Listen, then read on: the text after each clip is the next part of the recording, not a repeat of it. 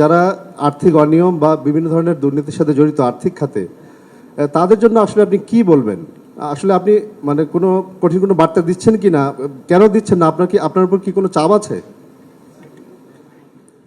আমরা তো বলছি খোলাখুলি, এবং before the world, before hour audience, before hour people, আমরা তো কোনো রাগঢাক করিনি।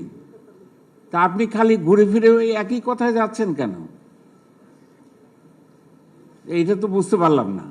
এটা কি ধরনের প্রশ্ন, কিভাবে প্রশ্ন করে, এগুলো একটু শিখতে হবে আপনাদেরকে। অত্যন্ত দুঃখের সঙ্গে বলতে হচ্ছে, কারণ এইটা কোনো জার্নালিজম না।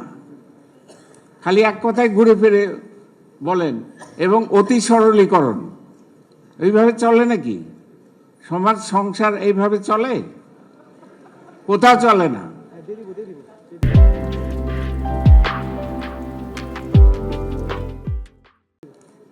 এগুলো দেখেন, দেখে একটু শিখেন, তাহলে আমাদেরও কাজ করতে সুবিধা হবে।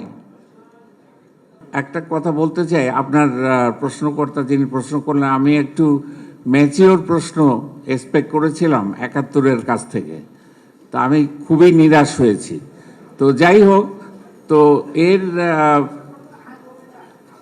আরে বাবা, আমি একটা উত্তর দিচ্ছি, আমাকে আটকাচ্ছেন কেন? আপনাকে তো আমি আটকাইনি, আপনাকে তো ইচ্ছা মতো বলতে দিয়েছি, এবং এখন আমারটা তো শুনতে হবে আপনাকে।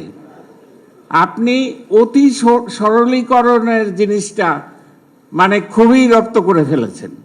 এগুলো তো একেবারে ওভার সিম্পলিফিকেশন। এইভাবে ইকোনমি চলে নাকি? হ্যাঁ, আমরা সব ছোট হয়ে গেলাম, আমাদের সব শেষ। কোথায়? এগুলো না, আরো একটু পড়ে টড়ে আসবেন। এইভাবে অতি সরলীকরণ করবেন না, একটু ম্যাচুরিটি নিয়ে আসেন প্রশ্ন যখন করেন।